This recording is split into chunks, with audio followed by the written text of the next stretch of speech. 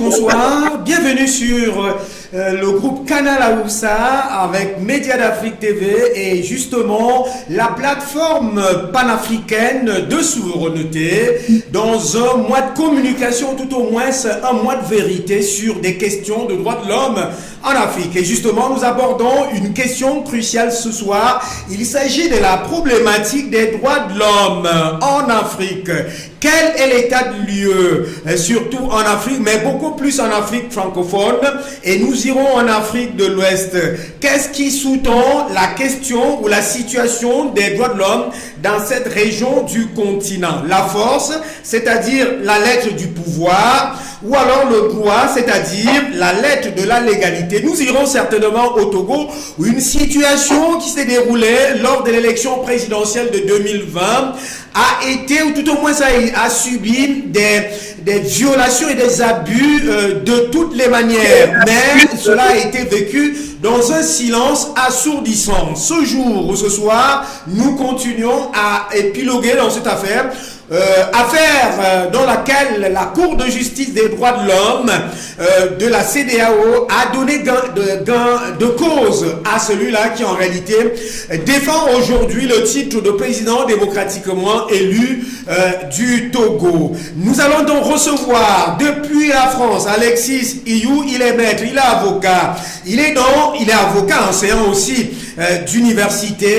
Il est justement dans le camp où la partie du docteur Agbeyome Kojo Messon, lui qui en principe revendique depuis 2020 cette situation d'avoir justement gagné l'élection présidentielle dans ce pays, mais d'avoir été violenté, abusé de toutes les manières possibles. Nous irons aussi justement au Gabon. Nous allons requérir l'expertise de Privat Ngombo qui est dans la lutte panafricaniste et qui est donc le coordonnateur de la plateforme de souveraineté africaine et qui est par ailleurs aussi président du New Power. Madame, salut. Monsieur, bonsoir. Vous êtes sur la grande plateforme du groupe Canal Aoussa, Canal Afrique et Média d'Afrique.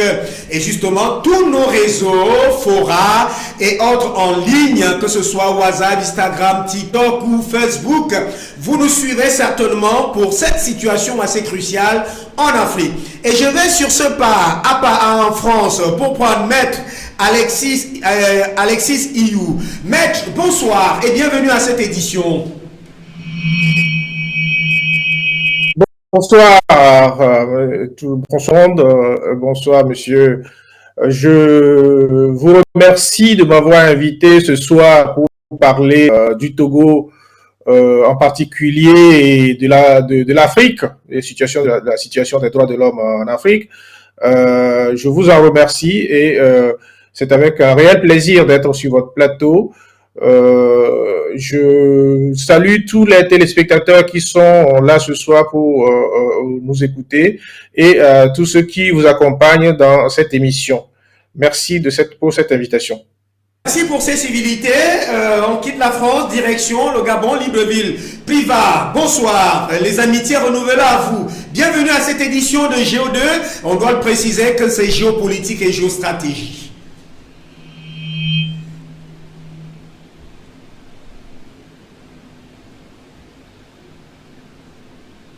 Est-ce que Privat est avec nous?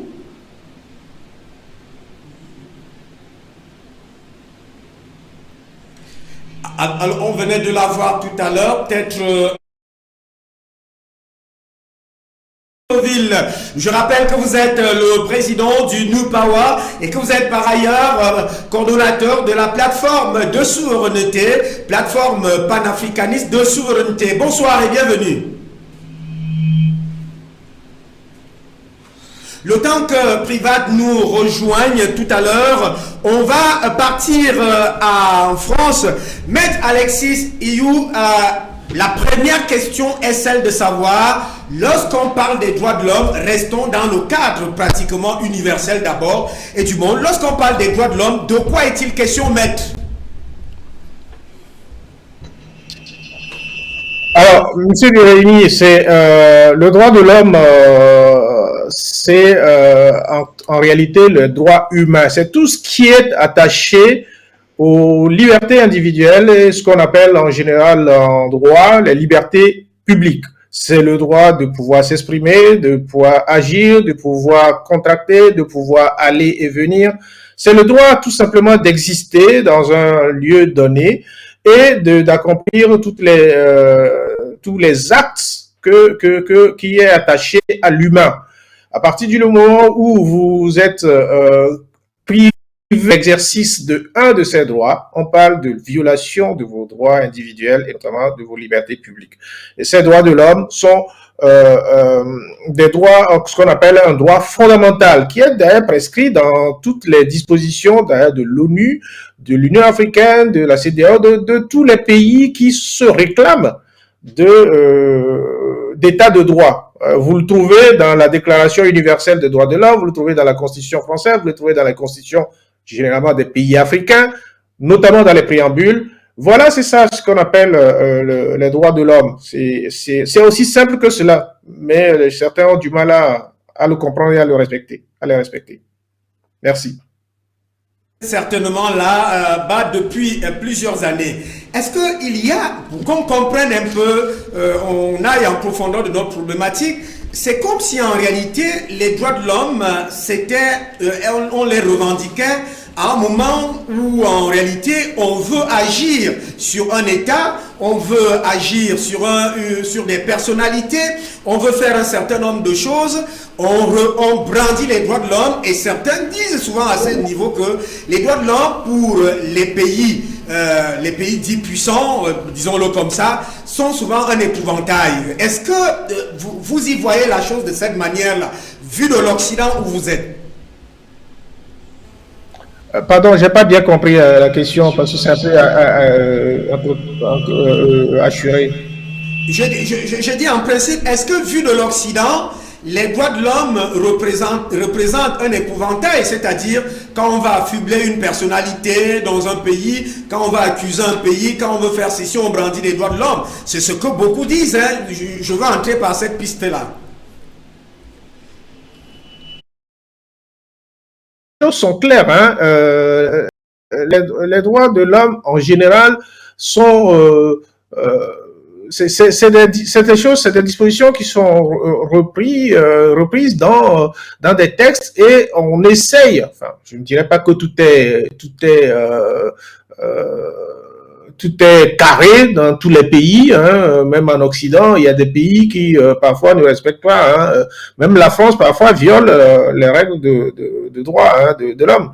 Donc vu de l'Occident, c'est des principes et des règles, je dirais, qui sont simples, qui consistent à respecter uniquement l'être humain dans son être, dans son existence, dans tout ce qu'il constitue comme existence humaine. Voilà, c'est le droit de pouvoir contracter, c'est le droit de pouvoir travailler, c'est le droit de pouvoir se soigner, d'avoir un emploi, voilà, c'est tout ça là constitue ce qui est attaché à l'humain constitue un droit fondamental que vous avez. Il y en a qui sont naturels, il y en a qu'on vous donne et qui doivent être respectés à tous les niveaux. Dans les pays africains, c'est beaucoup plus difficile de faire comprendre ça à certaines personnes.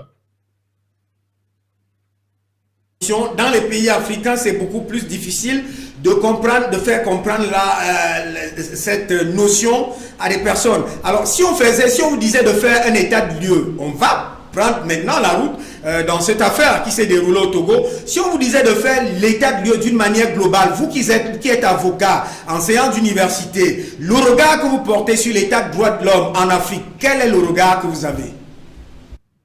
Alors, je veux dire, en Afrique, vous savez, on est un peu éloigné de la pratique et du respect des droits de l'homme. Ce n'est pas les textes qui manquent, hein. Les textes sont là. C'est-à-dire qu'en Afrique, dans quasiment tous les pays africains, vous trouvez les textes qui fondent les droits de l'homme, qui régissent les règles des droits de l'homme. Mais les Africains, notamment les États africains, ont du mal à respecter ces règles-là. Non, je vous donne l'exemple du Togo, par exemple. Togo se réclame d'être un État de droit.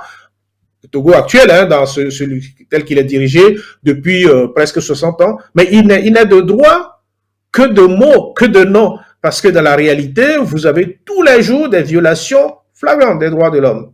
Vous le trouvez dans d'autres pays aussi, en Guinée, voilà, en Côte d'Ivoire, au Gabon, au Congo, au Cameroun, ailleurs. C'est comme cela, parce que je vous dis, au Togo, si vous voulez que je parle un peu de ce qui s'est passé avec notre président, si vous voulez que j'en parle, voilà, le Togo, par exemple, on fait des élections, mais à chaque fois, les élections sont truquées. Et aux dernières élections de 2020, la constitution et les textes des élections, les textes qui régissent le code électoral, comme on le dit, qui régit les élections présidentielles, dit que lorsqu'on fait une élection présidentielle, compte tenu des structures qu'il y a au Togo, il faut mettre 6 jours pour qu'on puisse être sûr de l'acheminement des résultats du pays jusqu'à la capitale, puisque c'est à la capitale que les résultats seront donnés. Ces 6 jours, c'est ce que prévoit le code. Et c'est à juste titre qu'on a prévu ça. Les dernières élections, les élections ont été données le 24 heures après. C'est-à-dire que on ne sait pas comment on a eu les résultats en 24 heures, alors que Togo, les structures, je veux dire, les transports, les choses, même les communications sont très difficiles. On ne sait pas comment ils se sont arrangés pour donner les résultats en 24 heures. Résultats, l'élection qui a été donnée, les résultats qui ont été donnés étaient totalement faux et faussés. C'était des choses qui étaient inventées à tel point que lorsqu'ils donnaient les résultats, le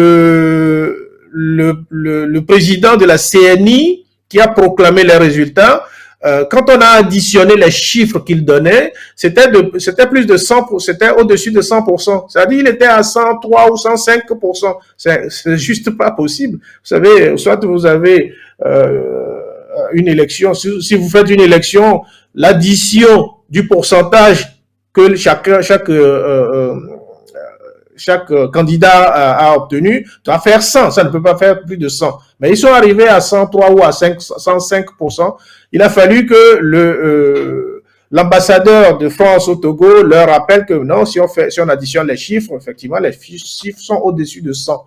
Donc, c'est ça, la flagrance du vol et des tricheries et du non-respect des textes commence par là. Après, je vous dirai le reste en ce qui concerne le président Aguillaume, si vous voulez, comment ça s'est passé, pourquoi on en est arrivé là, je vous l'expliquerai par la suite. Voilà, c'est un exemple que je vous donne et c'est comme cela que ça se passe dans beaucoup de pays. On sait d'ailleurs que dans certains pays, les présidents en place qui n'ont pas envie, qui ne veulent pas partir, ils inventent déjà des chiffres avant même les élections. Donc, en Afrique, on en est là. Il faut des hommes qui soient capables d'accepter, d'appliquer les textes qui sont là. Parce que les textes, il y en a quand même qui sont bons. Et tous les textes en Afrique ne sont pas mauvais. Et les textes qui sont bons, c'est ceux qui sont chargés de les appliquer qui sont mauvais. Les hommes sont mauvais, les textes sont bons. Voilà, merci. Concernant donc, on voit là qu'on entre dans le vocable électoral, c'est-à-dire dans le champ électoral. Dans le cas de l'application de ces droits de l'homme, on doit déjà voir là que la question électorale a de sérieux problèmes en Afrique parce qu'en additionnant les chiffres, on arrive à plus de 100%. Je crois même en Côte d'Ivoire avec Alassane Dramane Ouattara, c'était arrivé comme ça. On va revenir tout à l'heure. Priva Gourmand à Libreville, est-ce qu'il est avec nous? Il y avait un problème de son tout à l'heure. Priva, rebonsoir et bienvenue une fois de plus.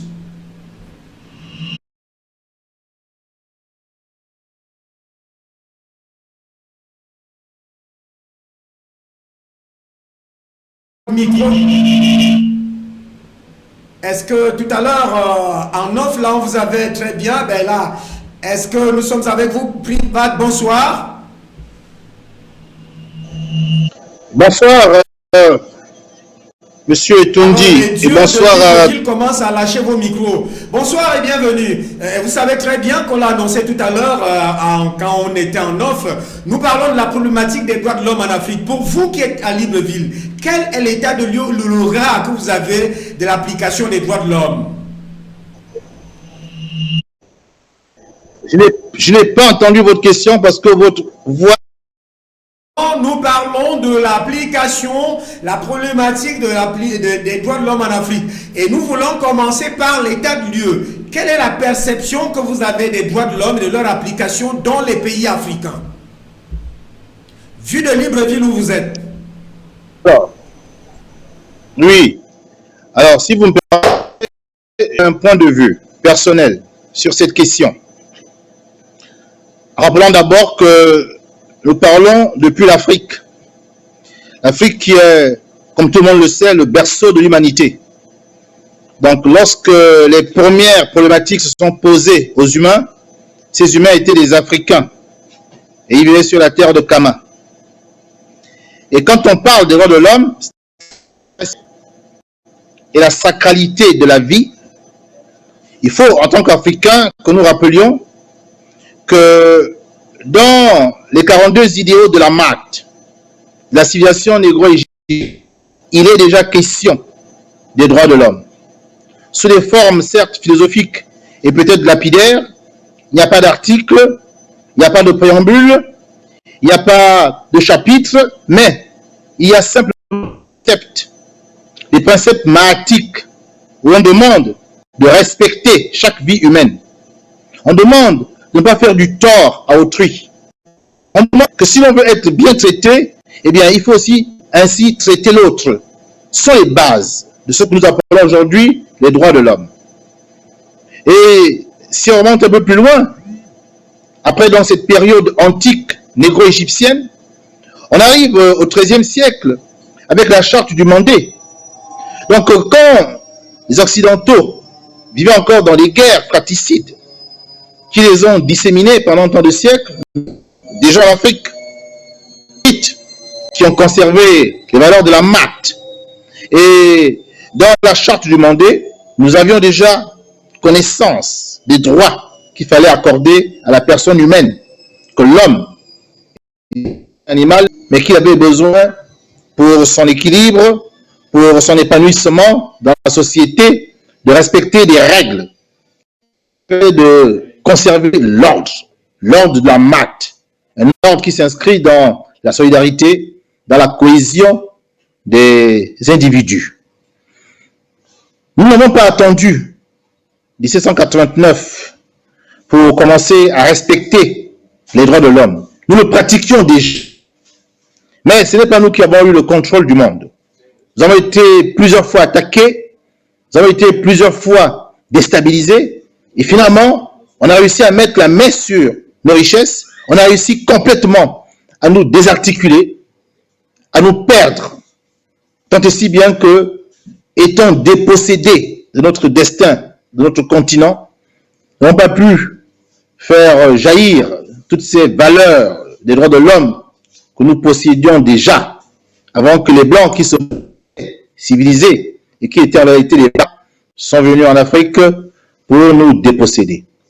Aujourd'hui, la lecture que l'on fait est une lecture qui s'inspire, c'est vrai, de la Déclaration des droits de l'homme universelle de France, mais également de la Charte des Nations Unies, qui demande que l'homme doit respecter son prochain, qu'il doit respecter la vie de son prochain, cette vie qui se manifeste à travers la parole, à travers les idées qu'il peut avoir,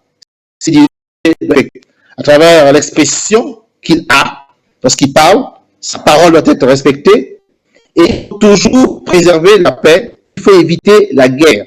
Il faut laisser à l'homme la possibilité de donner son avis, sa vie comme il entend, tant qu'il ne va pas au-delà de la liberté qui lui est autorisée et faire du tort à son prochain. Et maintenant, sur le plan des institutions, c'est naturellement un état de droit.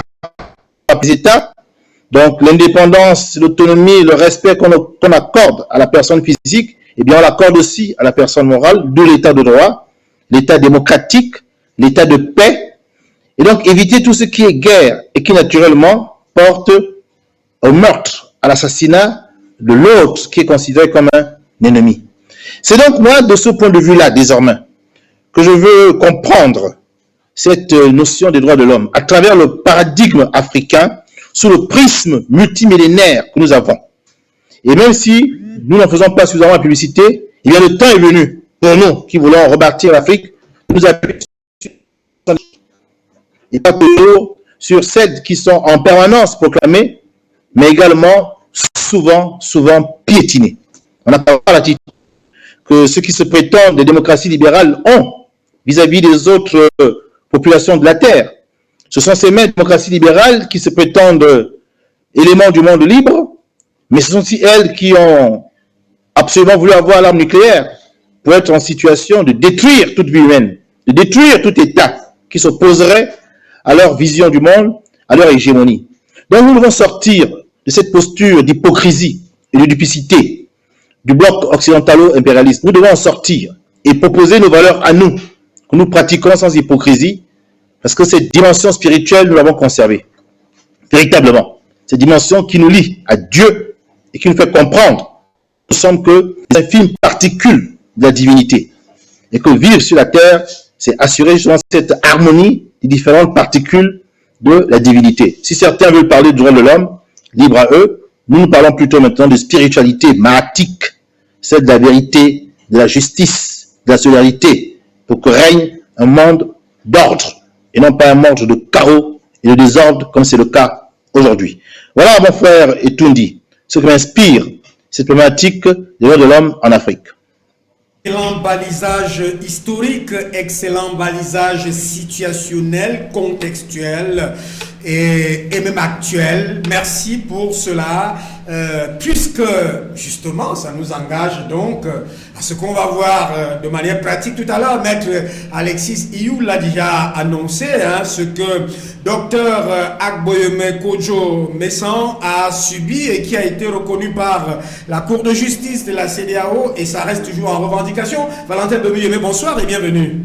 Bonsoir Hubert Etundi, et une fois de plus, merci de m'avoir invité. Alors, balisage déjà de maître Alexis Iyou. Tout à l'heure, vous avez suivi très bien Privan Gomo. Il allait puiser assez loin pour ramener dans ce présent où pratiquement une hégémonie occidentale s'érige pour maître, mais sans appliquer ce qu'il a appelé la charte, la Déclaration universelle des droits de l'homme, la charte de l'Organisation des Nations Unies et autres. Quel est le regard que vous avez sur cette problématique? Ok, je vais d'abord commencer par saluer la brillante démonstration de Privan Gomo. Nous sommes inscrits dans la même... celle du retour à la spiritualité africaine, et qui est articulée justement autour des valeurs de la Mahat, et même aussi le balisage beaucoup plus une récupération occidentale que Maître Iyou a pu faire. Alors moi je voudrais juste, puisque Privan nous demande de sortir de l'hypocrisie. Ah oui, tout à fait. Et je suis parfaitement d'accord avec lui, c'est que, en fait, pour moi, la notion de droit de l'homme, vue sur la perspective géopolitique, c'est juste un épouvantail pour pérenniser la domination de ceux qui se croient dotés d'une mission civilisatrice. Parce que, voyez-vous, un pays qui parle de droits de l'homme ne peut pas assassiner plus de 22 chefs d'État. Ah, 22 chefs d'État en fonction, ça c'est très important. On ne peut pas, parce qu'il y a un droit, celui-là il est fondamental. Oui. Parce que comme le maître disait, il y a des droits qu'on vous octroie, mais il y a des droits qui sont fondamentaux. C'est-à-dire des droits imprescriptibles, naturels. C'est-à-dire, oui, tout à fait. C'est comme le droit à la respiration. Quand on dit le droit fondamental, ça veut dire que si on t'enlève ce droit-là, tu es mort. Voyez un peu, c'est le droit justement à la vie. Regardez combien d'Africains, leurs vies ont été ôtées du fait juste de la volonté de puissance du monde occidental. Et curieusement, effectivement, c'est eux qui nous changent les droits de l'homme. Effectivement, les droits de l'homme, on n'a pas attendu, comme Privat l'a dit, on n'a pas attendu que le blanc vienne pour connaître qu'il y a des choses qu'on ne doit pas faire à son frère. Souvenez-vous, lorsque l'islam entre dans notre continent, par le nord, j'oublie ce monsieur, le nom de ce monsieur, c'est Ibn quelque chose là. Alors lorsqu'il entre en Afrique par le nord, il est d'abord surpris de constater que les Africains vivent tellement en paix. Ils sont paisibles, ils sont solidaires, il y a une solidarité qui règne entre eux. Vous voyez, c'est des choses qu'ils avaient déjà perdues de leur côté. Et lorsqu'il est rentré, il était question de voir comment détruire cette culture qu'ils ont, la culture de paix, la culture de tolérance, la culture de solidarité. Alors, ils ont imposé l'islam par la violence et par la force. De même aussi, Marc Olé, vous vous souvenez de son rapport. Alors, il est entré en Afrique par le sud, il a parcouru un certain nombre de pays. Dans son rapport qu'il remet au roi à l'époque, non, au Parlement britannique à l'époque, il dit qu'il a parcouru l'Afrique du nord au sud, de l'est à l'ouest. Ça, c'est une civilisation, soi-disant, judéo-chrétienne, la civilisation anglaise. Il dit, je n'ai pas trouvé un peuple aussi paisible, aussi en paix. Et vraiment, ces gens-là, en matière de spiritualité, ils nous sont supérieurs. Oui. Donc, nous ne pouvons que avoir le dessus sur eux en s'attaquant à leur culture et en détruisant leur éducation. Ça, c'est le monde judéo-chrétien. Ça, c'est le monde judéo-chrétien. C'est-à-dire les chrétiens. Oui, oui. Ceux qui disent être chrétiens. Alors, vous voyez donc que face à cette situation qui est venue de l'extérieur, l'objectif étant, parce que quoi? Tout ce que Privat a dit, les valeurs qu'incarne la Mahat sont véhiculées par le biais de quoi? De l'éducation. Il fallait donc s'attaquer à ça. Il fallait s'attaquer à la culture, parce que quand l'éducation a développé, ça devient un mode de vie. Ouais, ça devient, comment dirais-je? Ça devient une vie, c'est ce qui est vécu. Et il a donc fallu détruire l'éducation, détruire la culture. Et là maintenant, nous avons avalé ce qui nous est venu de l'extérieur. Vous voyez un peu? Regardez le monde asiatique. Pourquoi est-ce que ces choses sont assez limitées là-bas? Parce qu'ils ont conservé leur spiritualité. Ils ont conservé leurs valeurs. Mais les Africains ont vu les leurs détruits. Donc, ça veut dire donc que dans une néocolonie, si déjà même ceux qui ont dit qu'ils vous apportent les libertés, c'est une hypocrisie, comme le relève Privat. Mais nous ne pouvons qu'avoir une pâle copie de soi-disant droit. Parce que regardez bien que lorsqu'on parle même d'abord de capitalisme, le capitalisme est déjà une négation flagrante des droits de l'homme. Hein? À contrario de la Mahat dont parle mon frère Privat. Pourquoi le capitalisme est une négation? Mais le capitalisme est une négation, parce que dans les lois du capitalisme même d'abord, il y a une loi qui dit que pour que moi j'existe, toi tu dois disparaître. Pour que moi je vive bien, toi tu dois vivre mal. C'est pour cela que c'est une poignée. Hein, c'est une poignée qui s'accapare de toutes les richesses. Et vous autres, on vous laisse les miettes. Et il s'arrange à ce que vous n'ayez pas un bon niveau de vie. C'est déjà une violation flagrante des droits de l'homme. Or, dans les lois de la Mahat, Privat a dit ça d'une autre façon. Je suis en paix parce que mon frère est en paix. Je dors bien parce que mon frère dort bien. Je vis bien parce que mon frère vit bien. D'où la nécessité de se mettre ensemble. Et qu'il a démontré sur le plan de la gouvernance, c'est Mohamed Kadhafi.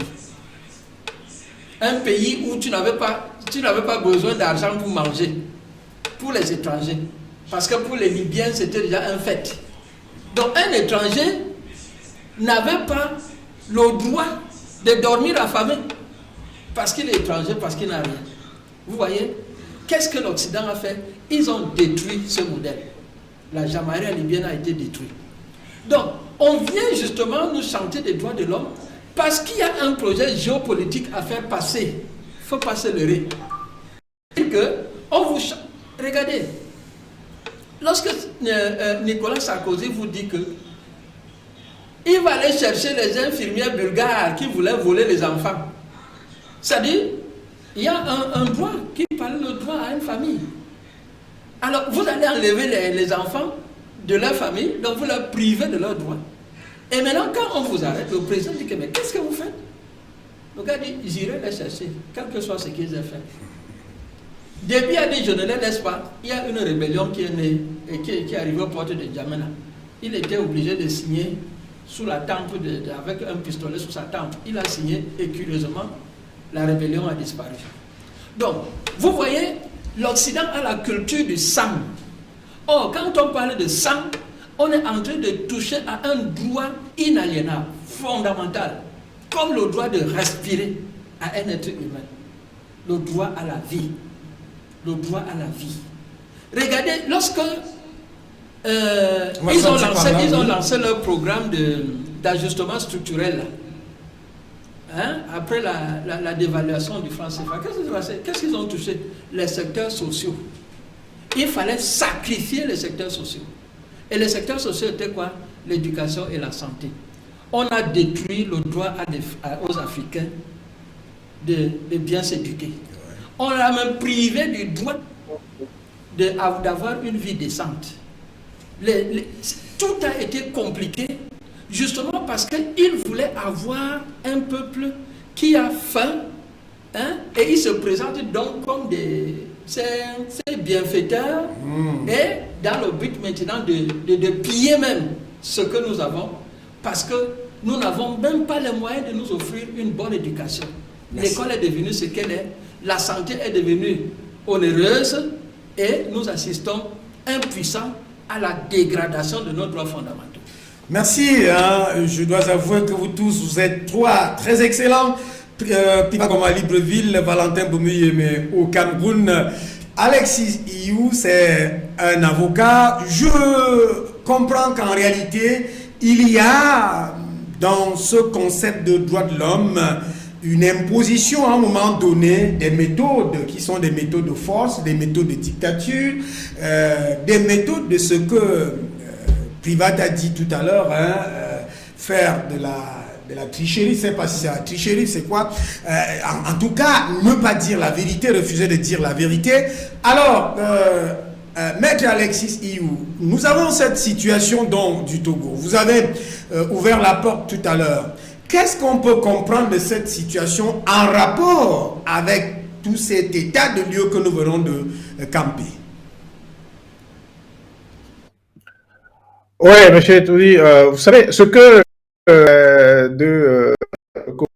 dire n'est pas tellement différent de ce que j'ai dit auparavant, puisque avant de parler des droits de l'homme, quand vous m'avez posé la question, je vous ai dit qu'il y a des droits qui sont attachés à l'homme, c'est-à-dire qui sont intrinsèquement liés à l'humain, et puis il y a les droits qu'on nous confère.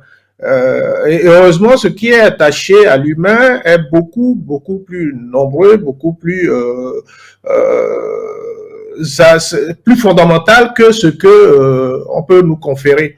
Et j'ai dit une deuxième chose aussi qui ne faut pas, enfin qu'on ne doit pas perdre de vue, c'est que en réalité tout ce que ce qu'on appelle aujourd'hui les Occidentaux ou autres, ceux qui nous ont colonisés, ont cru nous apporter. En réalité, ils n'ont rien apporté. Ils sont venus plutôt puiser chez nous. Même les grands principes des droits de l'homme qu'on nous véhicule, que ce soit ce qui est écrit au niveau des droits universels ou autres, c'est des choses qui existaient déjà en Afrique.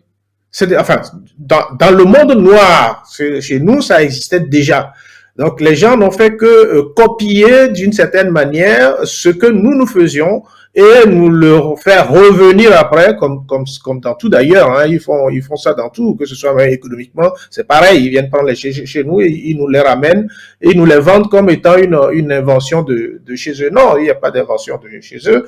Tout a été copié et redistribué au peuple comme ils l'entendent. Non plus comme nous le pratiquons, mais comme ils l'entendent. La différence aujourd'hui entre eux et nous, c'est que nous, on a s'en servir. Pourquoi pas s'en servir? Parce que c'est totalement inadapté à notre vie, c'est inadapté à notre peuple, c'est inadapté à notre façon d'être et de vivre. Et malheureusement, les gens, c'est pour cela que on a de gros soucis en Afrique à appliquer des règles qu'on nous a ramenées. On nous dit, c'est ça les règles des droits de l'homme. Ceci étant, on n'a pas su réinventer non plus notre façon d'être et notre façon de faire. Aujourd'hui, on prend conscience effectivement que nous devons faire autrement, que nous devons revenir à la source, que nous devons refaire notre droit à la manière dont il se pratiquait avant. Et peut-être c'est ça aussi, c'est la solution. Peut-être qu'en faisant cela, nos dirigeants pourront mieux se comporter. Parce que, comme je le dis et je le disais tout à l'heure, dans aucun pays africain, en tout cas dans l'Afrique francophone que je connais, aucun pays ne respecte les droits de l'homme. Aucun. Tel que nous le connaissons, aucun ne respecte. En tout cas, ou partiellement, ou pas du tout.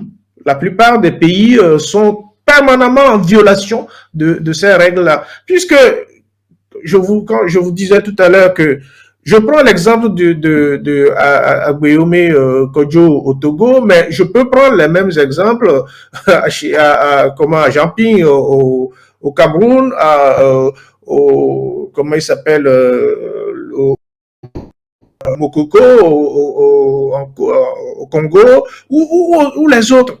C'est-à-dire que nous avons des difficultés à accepter déjà que le principe que notre frère qui vient de passer dit, accepter que l'autre soit bien, que l'autre puisse s'exprimer, que l'autre puisse peut-être être mieux que nous. Et c'est cela la difficulté chez nos dirigeants actuels, parce que quand ils sont là, ils se croient bon Dieu sur terre, ils se croient être les meilleurs et que personne ne pourra faire mieux qu'eux. La famille Gnassingbé au Togo régente ce pays-là depuis 1967. Le père de Faure Gnassingbé a fait un coup de 1963, puis un deuxième coup d'État en 1967. En 1963, il n'a pas pu prendre le pouvoir. On a laissé quelqu'un d'autre, Drouinski, prendre le pouvoir de 63 à 67. Et en 67, il a refait un autre coup d'État. Il a pris le pouvoir. Il est resté de 1967 jusqu'à 2005. Et quand il est parti en 2005, mais on nous a inventé une histoire qui ne peut exister qu'en Afrique, c'est-à-dire que le fils, qui n'était personne, il était juste député à l'époque, dans une nuit, on l'a fait passer de simple député à président de l'Assemblée, alors qu'il y avait déjà un président de l'Assemblée. Malheureusement, ce monsieur, il était en mission à l'étranger. On a considéré que comme il est parti à l'étranger, donc le poste est vacant, on a fait passer ce fils-là, la nuit même. Il y a un Français qui a modifié la constitution togolaise, seul. Ils ont voté la modification de la constitution. Ils ont pris le Faure Gnassingbé pour amener à président de l'Assemblée. Et comme le père est mort, la constitution prévoit que c'est le président de l'Assemblée qui remplace le président décédé. Et donc, il est devenu président par la force de l'Assemblée qui était d'ailleurs au bord de son père. Il y a eu un tollé, même les Nations Unies s'en sont mêlées, même la France a dit à l'époque, c'est trop flagrant, on peut pas faire ça comme ça. Et finalement, il a organisé une élection 3 mois après, et 3 mois après cette élection-là, qu'il a perdu en organisant cette élection, il avait perdu cette élection en 2005, et le monsieur qui était en face de lui avait gagné les élections, il a fraudé cette élection-là. Il y a eu 2500 morts. On a fait des enquêtes, l'ONU a dit 2500 c'est trop, c'est pas bien, donc l'ONU l'a ramené à 500 morts, mais en réalité il y a eu 2500 morts qu'on a tués pour avoir protesté contre cette élection-là. Et depuis 2005, ce monsieur, 2005, 2010, 2015, 2020, il n'a fait que frauder les élections jusqu'à ce jour. Et en 2020, c'est pareil, il perd les élections en 2020. Comme je vous ai dit tout à l'heure, on a proclamé les résultats faussement puisqu'on est arrivé à 100%. Finalement, ils ont rectifié pour dire qu'il a gagné à 72%. Aguillaume 19%, et puis les autres partis se partageaient les autres. Alors, le mec, il gagne à 72%, et le pays se met en branle pour contester cette élection. Quand vous gagnez une élection à 72%, à mon avis, c'est que vous êtes plébiscité. Donc, tout le monde, le pays devait être en liesse. Non, le pays n'est pas en liesse. Tout le monde conteste, tout le monde dit, partout, dans toutes les villes, les gens sont en grogne. Donc, on nous dit que ce mec a gagné. Il sait qu'il a perdu. Il envoie des émissaires à Aguillaume pour lui dire, écoute, je sais que tu as gagné les élections, mais je te propose d'être mon premier ministre et je te donne 10 milliards de valises d'argent.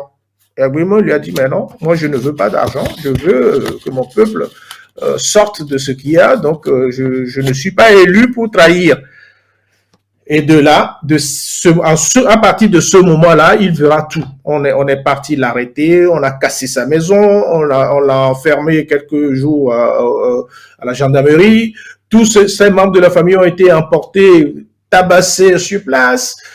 Et pour finalement lui dire, quasiment, on va t'enfermer. Ils ont procédé à la levée, parce qu'il était député à l'époque, on a procédé en une journée à la levée immunitaire de son mandat de député. Et donc, toute cette machination, je dirais, s'est mise en route pour l'arrêter. Et heureusement qu'il avait encore des amitiés, certains amis dans l'armée qui lui ont dit, mais si tu ne quittes pas le pays, ils vont te tuer. On a prévu de te tuer. Et c'est comme ça qu'il est parti du Togo. C'est comme ça qu'il s'est enfui pour aller s'installer comme lui-même dit, dans un champ de maïs ailleurs, en exil. Et le Togo vit une situation de prison à ciel ouvert depuis, je dis, presque 60 ans que cela se passe au Togo. Et personne ne dit rien. La plupart ce Faure Gnassingbé, il est à son 4e mandat, hein. Il faut le savoir. Quand on crie que les Ouattara ont fait 3e mandat, que Macky Sall veut faire 3e mandat, lui, il est à son 4e. Et généralement, les gens l'oublient. C'est ça qui est surprenant parce que le Togo, c'est un petit pays, mais il faut savoir que le Togo, c'est le centre de toute la mafia occidentalo-machin qui font tout pour maintenir l'Afrique dans la domination totale.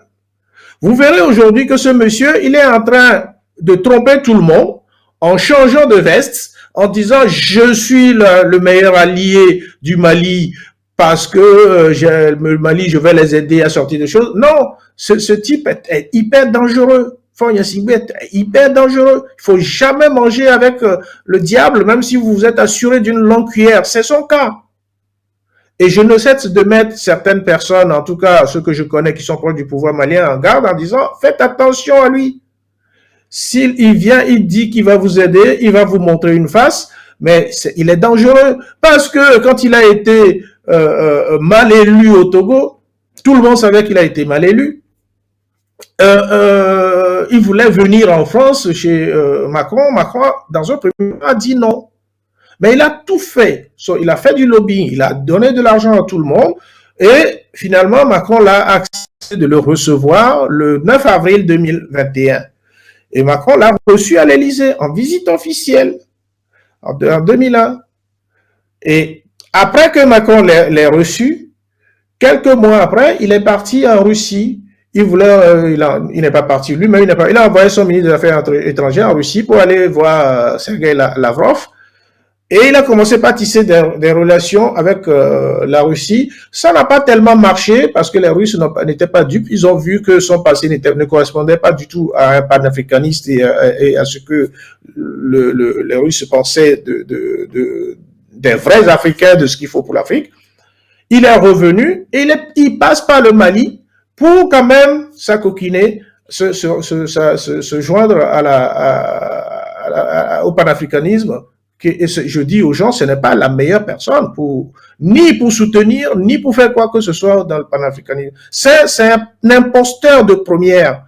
Et vous voyez bien qu'il a trompé la France, il trompe la Russie, il trompe tout le monde, il a trompé Ouattara, était super bien, c'était un allié de poids, Ouattara, mais il a trompé aussi. Donc, faites attention. Je dis toujours aux gens, aux Africains qui pensent que au Togo, le Togo, c'est un peu quantité négligeable parce que c'est un petit. Mais non, le Togo, c'est le centre, c'est le poumon de toute la mafia qui régente l'Afrique, qui fait que tout ce qui se passe, toute la domination de l'Afrique se passe à pour poumon le Togo. Si vous ne le savez pas, je vous le dis. Le jour où ce gars-là va dégager, l'Afrique sera libre. Renseignez-vous, on va vous le dire. Ça a commencé par son père. Le père était, je veux dire, le grand allié de tout ce qu'il y a de mauvais en Afrique et en Occident. C'est-à-dire le relais de tout ce qu'il y a de mauvais en Occident. Le fils fait exactement la même chose aujourd'hui. Donc, vous voyez, le président Guillaume aujourd'hui souffre. Avec le patriarche, notre patriarche, Monseigneur Podjo, qui a 92 ans, et qui est aussi en exil parce que, vous voyez, ce monsieur a voulu le tuer aussi. Ils ont voulu le tuer. Il est parti, il a fui le Togo. Il est pris par le HCR. Vous savez, quand le HCR vous prend en charge, c'est que les menaces sont réelles. Aujourd'hui, vous pouvez entendre que maintenant, peut-être, il a fui, mais il n'y a rien. Non, non, non. Il avait des menaces réelles sur sa tête et le HCR l'a sorti des griffes des bourreaux d'Afrique. Donc, ce que nous faisons aujourd'hui, ce qui est important aujourd'hui, c'est ce que Privat vient de dire, c'est ce que mon autre collègue vient de dire, c'est que l'Afrique doit se recentrer sur elle. Nous, Africains, nous devons nous recentrer sur nous. Nous devons repartir à la base et nous ressourcer sur ce que nous étions avant que les Européens ne nous transforment et nous inculquent des choses qui ne sont pas en réalité les nôtres. Et on ne peut pas le faire si on n'élimine pas nous-mêmes tout ce qui autour constitue des failles de révolution. Et malheureusement, il y en a beaucoup encore. Et ces gens-là, il faut les mettre de côté. Je dis quand il faut les éliminer, c'est pas de les éliminer. Démonstration qui nous ramène donc au quotidien, à la pratique. Je vais d'abord à Libreville, Privat Ngomon. Alors, là, vous avez fait un balisage, je dirais même un peu préhistorique, pas préhistorique, parce qu'en principe, vous êtes allé un peu très loin dans l'histoire, vous êtes revenu, mais maintenant que vous avez suivi Valentin Bemouyeme qui a repris cela, a remis cela au bout du jour, comme vous l'avez dit, mais vous suivez maintenant la pratique, en fait, ce qui s'est passé au Togo. Alors, quel est le regard que vous faites déjà sur cette situation du Togo et sur ces ramifications qui, pour Maître Alexis Iou, entretiennent la permanence du néocolonialisme et de la domination qui écarte les droits, en fait, les vrais droits, l'application des vrais droits humains, les vrais droits de l'homme en Afrique, Privat Ngomon. Oui, vous posez là une question très importante, fondamentale. Je vais essayer d'y apporter quelques éléments de réponse. Il faut d'abord situer le contexte sociopolitique et même civilisationnel dans lequel l'Afrique évolue aujourd'hui. Au plus haut, quel état d'esprit africains sommes. Nous évoluons dans un système bi-paradigmatique contradictoire. Je m'explique. Il y a un terme qui nous a été imposé comme étant celui de la référence des valeurs universelles, celui des droits de l'homme, celui de la démocratie. Ce paradigme est imposé à nous. Les Occidentaux, les Caucasiens, ont réussi à avoir la haute main sur le continent africain et ce discours aujourd'hui que nous répétons en envie, comme vouloir atteindre le niveau d'excellence démocratique de ces pays. Voilà le premier paradigme. Il faut commencer à soulever la réalité de ce paradigme. C'est-à-dire qu'il est d'abord mensonger, que ce qui est dit n'est pas souvent pratiqué, et que à la charte des Nations Unies proclamée le jour, il faut opposer la charte de l'impérialisme qui, lui, est exécutée la nuit. Donc, cette face doit être comprise de tous les Africains. Nous devons aujourd'hui saisir l'hypocrisie d'une réalité qui est contre nos intérêts. Et il y a le second paradigme ancestral africain, que nous devons à nouveau rechercher, qui a été enfui par les puissances dominantes occidentales brutalement, et qui pourtant ce paradigme porte notre âme africaine, notre âme, humanité, car traversée par des principes de vérité, de justice et d'ordre. Mais pour que nous puissions faire ce travail de réappropriation de nos valeurs ancestrales et spirituelles, il nous faut déjà commencer par sortir du complexe de la négro-infériorité dans lequel beaucoup d'Africains vivent, et c'est entretenu d'ailleurs par les médias occidentaux. Nous faire croire que nous sommes des êtres inférieurs, que nous nous tournions vers la grandeur de la race aryenne, de la race blanche. Voilà déjà un premier élément qui très vraiment chacun dans son soi doit le faire. Le deuxième, c'est qu'on a réussi justement à sortir de la négro-infériorité, il faut maintenant démystifier le paradigme en faisant ressortir le discours mensonger et double. Que la voix ne peut pas être celle du mensonge si nous voulons sortir l'Afrique de l'ornière dans laquelle elle vit, plus que les mésangères brutales et assassines ont saisi le continent. Voilà la réalité de l'esprit qui aujourd'hui existe dans chacun de ce double paradigme-là. Un qui est oppressant et un autre exalté qui a été enfui et qui doit remonter à la surface. Donc, s'agissant de l'actualité, des réalités contemporaines africaines, il y a aujourd'hui les serviteurs du paradigme occidental. Sont eux que les maîtres colons ont installés à la tête de nos pays. Il n'était plus possible pour eux d'avoir des gouverneurs blancs en Afrique. Donc il y a ces serviles laquais africains qui ont pris fait et cause pour la volonté de puissance occidentale, du moment que les Occidentaux leur servent des miettes, mais en milliards, s'il vous plaît. Il suffit qu'ils trahissent le peuple qui sont censés représenter les idéaux, et ça suffit pour que le peuple, ils puissent, eux, s'enrichir et vivre et dépenser en n'ayant plus le pouvoir. Donc, ces valets, ces nègres de maison sont naturellement nos adversaires, nos ennemis, car ils perpétuent sur la terre africaine une volonté impérialiste que nous récusons depuis que nous avons décidé d'accéder à la pleine et réelle souveraineté. Nous voulons combattre ces valets. Vous les connaissez. Mon frère Alexis Iou en a cité un sur lequel il a apporté beaucoup de détails. C'est fort. Et avant lui, son père. Et dans mon pays, le Gabon, c'est Ali Bongo et avant lui, son père. Cameroun, c'est M. Paul Biya. Avec cette nuance qu'il faut apporter, c'est que le Nomongi, comme on l'appelle, a compris, du haut de 80 ans, qu'il était peut-être temps de ne plus se plier aux exigences d'une France trouble, double. Finalement, on recherche que son bonheur en piétinant les intérêts des Africains. Ça, il faut le reconnaître. D'où l'autorisation qu'il a faite de laisser prospérer les chaînes panafricaines qui conscientisent les masses à son crédit, bien qu'il soit africain, bien qu'il ait été imposé à la tête de son pays par la France. Mais on reconnaîtra ce mérite-là, d'avoir voulu peut-être se réhabiliter en posant des actions qui vont permettre à l'Afrique de libérer. On n'imagine pas ce instant qu'Afrique Média ait des fréquences installées à Abidjan. C'est impossible, encore moins au Niger.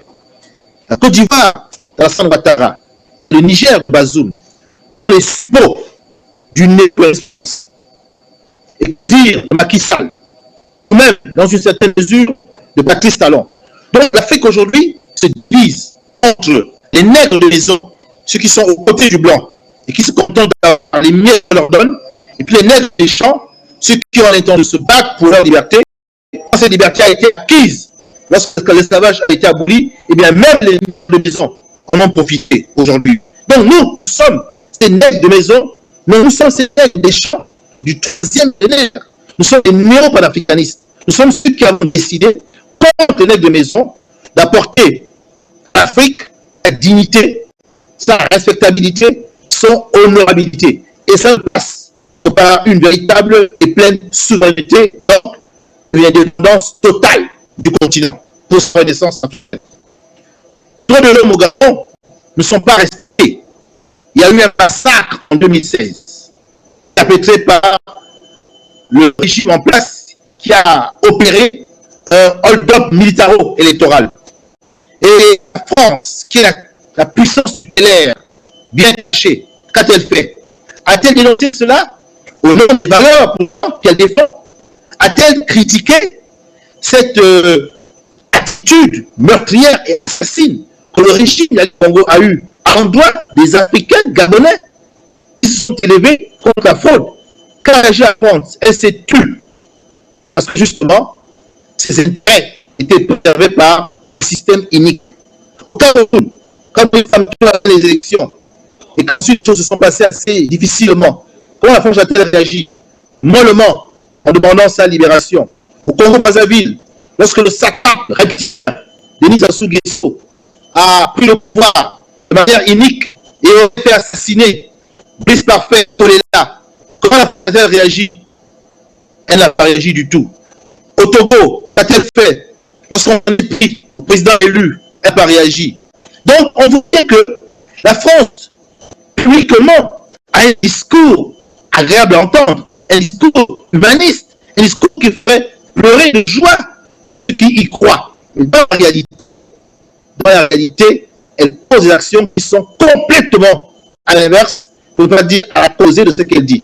Cette duplicité, il faut désormais la mettre à nu. Les Africains que la solution n'est pas cette référence qu'on nous proclame, et qui en réalité est un leurre, un mensonge, une duplicité. Donc nous, j'amène les néo-panafricanistes, nous devons faire deux choses qui me semblent très importantes. La première, c'est nous fédérer, arrêter ce combat dans les enclos coloniaux où la France nous a mis et ainsi nous divise. Étant divisée, elle continue à dominer sur nous. Nous devons sortir de là. Nous devons sortir de ce principe d'intangibilité des frontières qui ne fait que conforter nettement et donc la faiblesse du continent. Nous devons sortir de là. Et désormais considérer que lorsqu'il y a un problème au Togo, les Gabonais qui n'ont aucune frontière avec le Togo sont concernés. Lorsqu'il y a un problème en Côte d'Ivoire, les Sénégalais sont concernés. Lorsqu'il y a un problème au Niger, les Maliens sont concernés. C'est ça qu'il nous faut désormais pratiquer. C'est ainsi que nous allons pouvoir véritablement refonder notre pensée dans une dynamique néo-panafricaniste, aussi notre action. Car la pensée dirige l'action. Et cette action, elle sera d'autant plus forte que nous devons de façon concertée, synchronisée, ces différentes activités. Donc, ça, c'est la première chose. Nous fédérer pour mettre dehors les valets de l'Occident. Et quand nous prendrons le pouvoir, nous allons asseoir le fondement culturel et spirituel de l'Afrique sur la base des traditions ancestrales qui ont été enfuies et que nous allons revisiter. Et en cela, il est clair que la pensée de Cheikh Anta Diop est pour nous référence suprême, intellectuelle. Dans le texte qu'il a écrit, les fondements culturels de l'État fédéral continental, que l'on peut construire, à rebâtir notre continent. C'est dans ce document-là. Et Cheikh Anta Diop, ce n'est pas l'aujourd'hui, on le comprend bien. Cheikh Anta Diop doit être étudié dès la classe de troisième secondaire. Doit être étudié. Car si un jeune adolescent commence à pénétrer l'univers où le complexe de négo-infériorité a été mis à mal, a été détruit, où la démystification de la pensée occidentale a été rejetée, où justement tenter de pointer du doigt cette falsification de l'histoire qui permet à l'homme blanc de dominer cette ruse. L'instant où nous avons réussi à faire dans l'esprit des gens adolescents, alors préparons le dirigeant de demain qui sera toujours sur les fondements culturels qui sont les siens, ce que c'est leur légué. Et c'est ainsi, dans cette action collective, appuyée sur les référents endogènes autochtones, sans complexe et avec fermeté et obstination, nous allons réussir à bâtir la renaissance africaine. Et là, on comprendra ce que le droit de l'homme veut dire. Car pendant 3000 ans, l'Égypte pharaonique a vécu dans la paix, simplement parce que l'Égypte pratiquait la magie. Et c'est la mission que nous avons. Son contrat avec l'Afrique comme pôle. Et nous deviendrons cette référence qui manque, cette référence de paix, cette référence de justice, cette référence que nous avons porté les premiers, car nous sommes les premiers hommes civilisés de cette terre. Nous avons fait avec déviation, ceux qui sont venus voler, car ils n'ont jamais été initiés en nos temps. Ils ont pris par la force et ils ont dévoyé le discours. Voilà comment aujourd'hui je veux comprendre cette thématique des droits de l'homme raccordée, adossée à la contemporanéité qui nous concerne, nous, les pays d'Afrique francophone. Je vois effectivement cela comme approche culturelle, spirituelle et politique. Nous devons désormais embrasser tout collectivement pour nous sortir cette situation de domination dont a fait part mon frère Alexis Igou et avant lui, mon frère Valentin Bérouillé. Les dieux de la connexion voulaient justement happer cette intervention musclée et très approfondie. Et je rappelle que nous faisons ici dans la contradiction, c'est-à-dire que si ceux qui en réalité veulent défendre des avis contraires par rapport à ce que déposent nos panélistes ici, ils peuvent être au Togo, ils peuvent être au Cameroun, ils peuvent être partout. Nous sommes dans le terrain de la contradiction, j'y arrive forcément, puisque un d'entre eux, tous n'ont pas voulu, la science est universelle, disait la évolution de l'histoire repose sur la contradiction. Valentin Bérouillé, alors, nous sommes là dans des cas donc pratiques. Vous venez d'entendre là les paradigmes et l'axiologie, ou tout au moins les deux aspects que vient de développer Privan Ngomon, en balisant donc le Togo et tout le reste, mais en disant qu'en tout cas, cette espèce-là, ça dit cet écosystème est composé avec deux réalités ou deux espèces, si vous voulez. Quelle est la lecture que vous faites? Eh bien, le premier sentiment, c'est que, en écoutant particulièrement Maître Iyou, oui, j'ai l'impression qu'il y a certaines élites encore qui continuent à s'amuser avec le destin de l'Afrique. Parce que, voyez-vous, voilà un Africain qui vit dans le pays, qui soutient l'ennemi de l'Afrique, qui est le Togo. C'est-à-dire que Faure Gnassingbé est imposé par la France et il va s'asseoir en France pour dire tout ce fort, alors qu'il est dans le pays qui le soutient. C'est-à-dire qu'à un moment, il faut qu'on soit sérieux pour éviter des contradictions que nous nous font. Vous ne voulez pas qu'il vive là-bas? Vous voulez le priver d'un droit? Je pose seulement la question, hein, c'est pour qu'on avance. Je veux parce qu'il a quand même un droit. Il peut rester en l'air, mais il peut aussi choisir d'aller dans un pays qui est... Lui-même a dit que la France là n'est pas aussi respectueuse des droits de l'homme. Il a dit lui-même. Mais il trouve quand même mieux d'aller habiter là-bas. Vous savez, il a dit par exemple que Faure est allé en Russie et la Russie n'est pas dupe. Mais en même temps, il revient, il dit que Faure a trompé tout le monde, la France, la Russie. Finalement, je ne comprends pas exactement. Et moi, je me pose une question fondamentale. Pour qui roule-t-il? Parce qu'il faut se poser de bonnes questions. Vous savez, le problème avec certaines analyses, c'est quoi? C'est qu'on va vous promettre monts et merveilles. Mais une fois qu'ils arrivent au pouvoir, avec les contingences liées à l'exercice de cette fonction, c'est là où ils commencent à comprendre quels sont les liens qui sont sur nos chefs d'État. Pour être clair et précis, sans parler en parabole. Pour être clair et précis, on se trompe de combat. C'est-à-dire, J'ai encore envie de savoir. Oui, moi je n'ai pas un problème avec Paul Biya. Je n'ai pas un problème avec Faure Gnassingbé. C'est des esclaves qui sont au service de l'impérialisme. C'est des esclaves au service de l'impérialisme. Alors, ça veut dire que c'est nous les peuples. On aime quelqu'un, je crois que c'était parler du cas du Mali. Mais avant d'arriver au Mali que nous avons aujourd'hui, qu'ils se souviennent que les Maliens ont envahi les rues pendant 8 mois, 8 ou 9 mois. Vous comprenez? Avec un seul mot d'ordre, France dégage. Mais il a fallu, non, je vous relance tout simplement, il a fallu 2012 avec le coup d'état de Amadou Aya Sanogo et ça a duré pratiquement opération Serval, Barkhane, ça a duré près de 8 ans, les Maliens n'avaient rien pigé. Justement. Et cette fois-ci... Mais ils ont pigé finalement. Et voilà, ils ont pigé finalement. Ils ont inversé la rue pendant 8 mois. Il y a même des gens qui ont été tués. Mais ils ont tenu ferme avec un seul mot d'ordre. France dégage. Et aujourd'hui, nous voyons les résultats. C'est-à-dire, nous avons le président que nous méritons aussi. Si nous constituons une masse critique, imaginez que Yaoundé, c'est une population d'environ 4 millions d'habitants. Imaginons qu'à Yaoundé, 500 000 habitants sortent pour dire France dégage. La police camerounaise plus la gendarmerie n'atteignent pas ce nombre-là.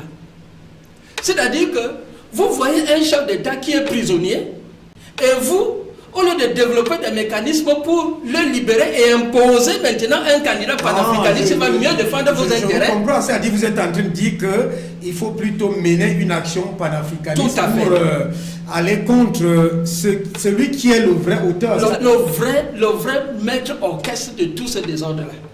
Vous voyez un peu? Gbagbo est venu au pouvoir. On a regardé dans les comptes en Europe, les comptes offshore, on a trouvé que Gbagbo n'avait pas un compte là-bas.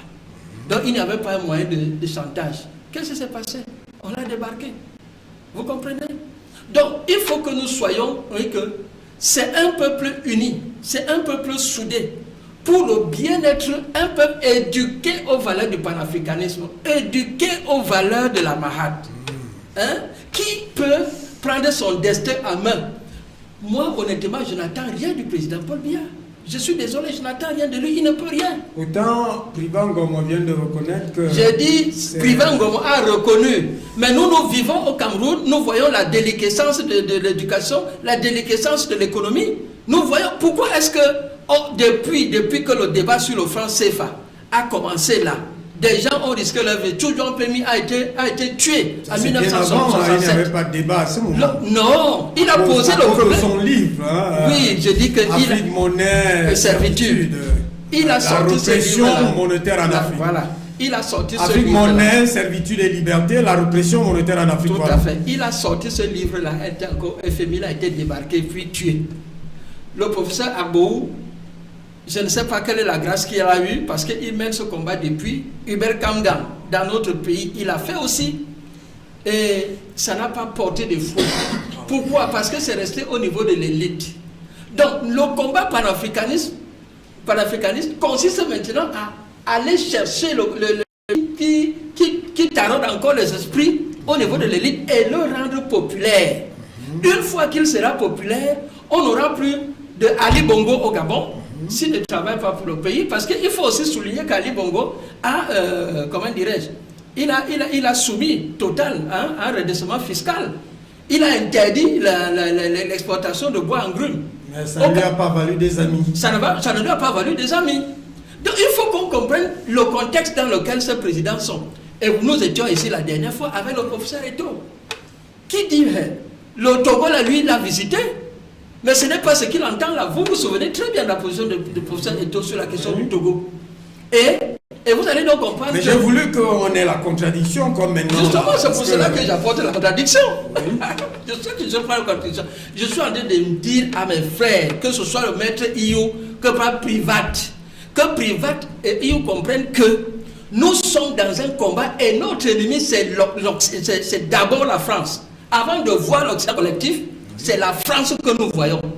Parce que je veux les engager à aller consulter les accords secrets, la charte de l'impérialisme, où on dit que il n'y a pas le droit de l'homme lorsque c'est leur candidat qui commet des exactions.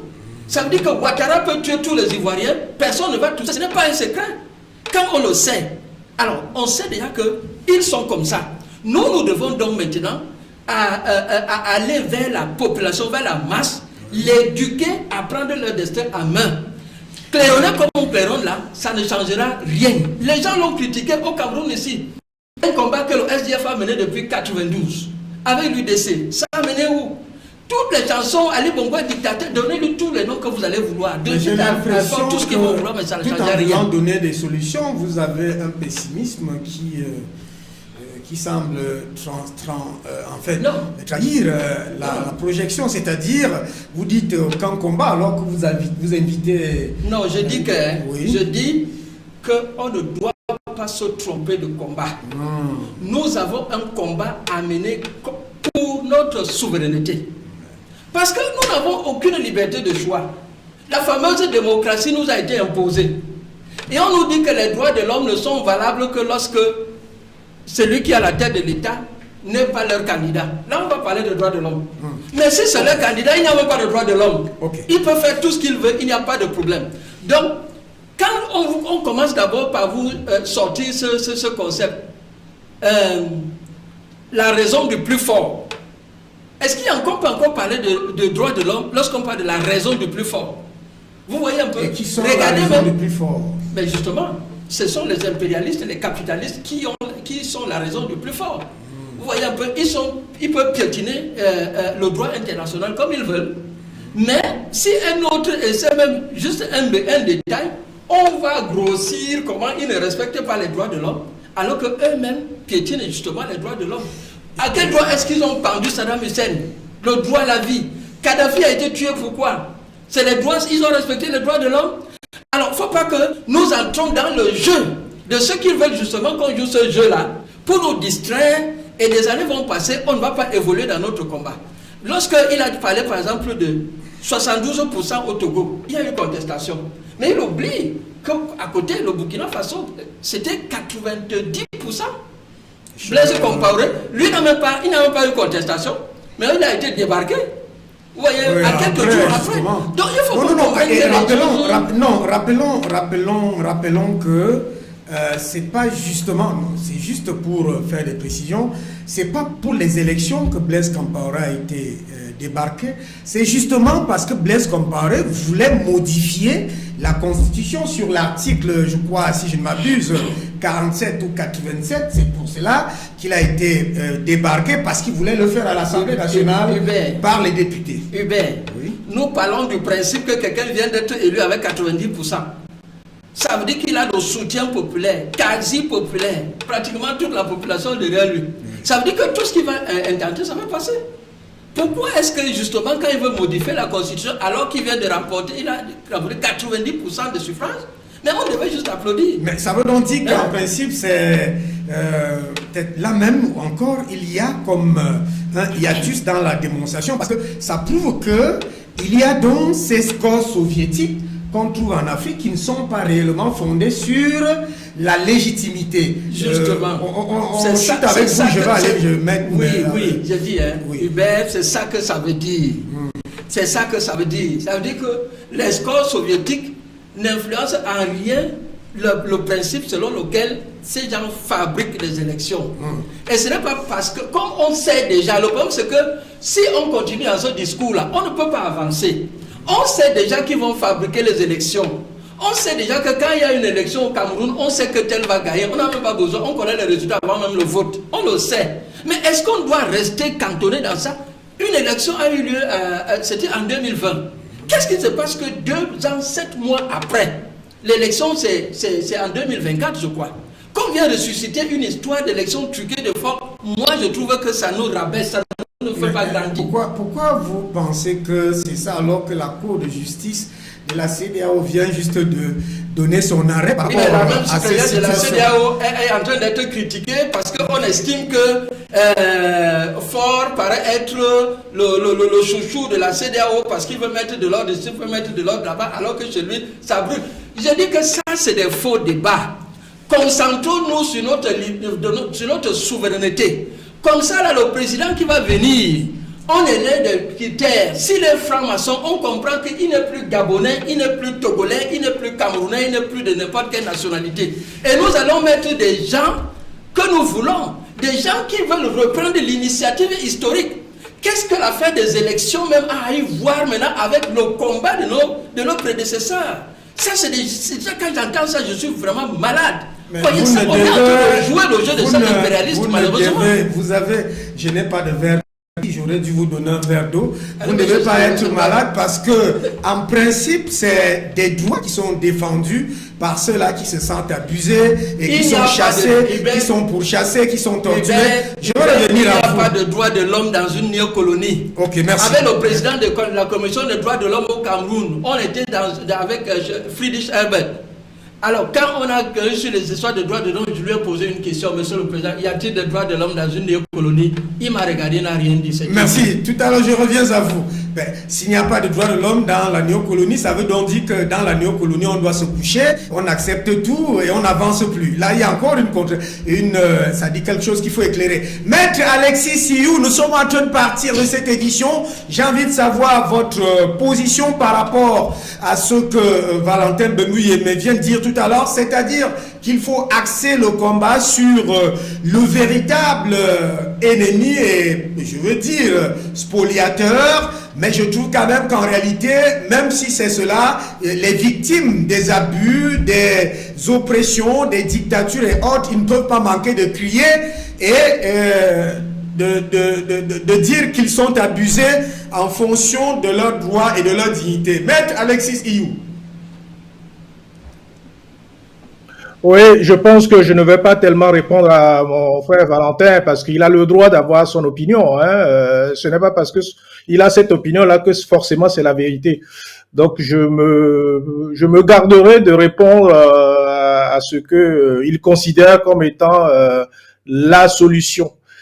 Si c'était ça la solution, je crois que l'Afrique n'aurait plus de problème depuis longtemps parce que tout le monde sait.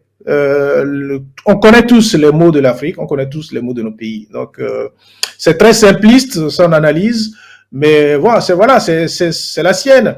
Quand il dit pourquoi moi je suis en France et je me permets de critiquer la France, heureusement qu'en France on peut critiquer tout le monde, heureusement. Et c'est ça aussi la liberté, l'exercice des droits de l'homme, parce qu'ici je peux sortir, insulter Macron, Mini, tout ça là comme je veux, il y a rien qui va m'arriver. Par contre, s'il me demande d'aller au Togo et de le faire, je peux lui dire, regardez les photos que vous avez mis en fond, tous ceux qui sont là-dessus sont morts pour rien. Ces gens-là sont morts parce qu'ils faisaient une lutte. Si c'est ce qu'il me souhaite, ça n'arrivera pas. Je peux lui dire d'aller regarder un nom de Togolais qui s'appelle Jean-Paul Oumolou. Il est parti au Togo le 4 novembre dernier, 2011, arrivé au Togo. On n'est pas été le cueillir. Il est aujourd'hui en prison, sans jugement, sans rien. Il a été malade, il a été tabassé, violenté, torturé. On a les échos de lui, il est malade, on ne sait même pas s'il va s'en sortir, s'il va mourir, on ne sait pas. Faure Gnassingbé, il a emprisonné son propre frère. Depuis 13 ans, il croupit dans une prison togolaise sans que personne ne puisse intervenir. Donc, il doit comprendre que, j'ai dit quelque chose tout à l'heure, on ne mange pas avec un diable, même si on s'est assuré d'une longue cuillère. Donc, je suis beaucoup plus intelligent que Faure Gnassingbé, je ne rentrerai jamais dans son jeu, je ne lui permettrai jamais de pouvoir enlever ma vie. Surtout que j'ai beaucoup de choses d'autres à proposer aux Togolais tant que je suis en vie, de près ou de loin. Voilà, moi ça fait bientôt 40 ans que je vis en France. Je ne suis pas en France depuis quelques mois. Hein. Non, ça fait 40 ans que je vis en France et je l'ai choisi parce que je ne pouvais pas vivre au Togo. C'est aussi simple que cela. Je ne vais pas lui raconter l'histoire de ma famille Mais je dis que je ne vais pas lui répondre. C'est tout simplement ça. Concentrons-nous sur la lutte que nous menons aujourd'hui et Privat, le frère Privat Gomo l'a bien expliqué. Nous nous concentrons là-dessus. S'il estime que cette façon de procéder n'est pas la plus adaptée, ce n'est pas grave. Voilà, chacun apportera de l'eau au moulin et c'est ce qu'on demande à tout le monde. Voilà tout ce que j'ai à dire. Merci. Vous posez la question de savoir quelles sont donc les perspectives de la dynamique déployée aujourd'hui par le docteur Agbeyo Mokojo qui est décidé comme président démocratiquement élu du Togo, c'est le titre qu'il défend, à justement défendre ses droits, à les faire prévaloir. Vous qui n'êtes pas très loin de lui, quelle est la... Bon, je ne vais pas vous dire de dévoiler les stratégies ici et autres, mais en réalité, par rapport aux dynamiques de combat, aux dynamiques véritablement, ça dit celle qui intègre la souveraineté du peuple, qu'est-ce qui est en droit de ligne? Alors, j'entends très mal votre question, mais la perspective pour le président Agbeyo, c'est bien sûr de le rétablir dans ses droits. Alors, on lutte pour cela aussi.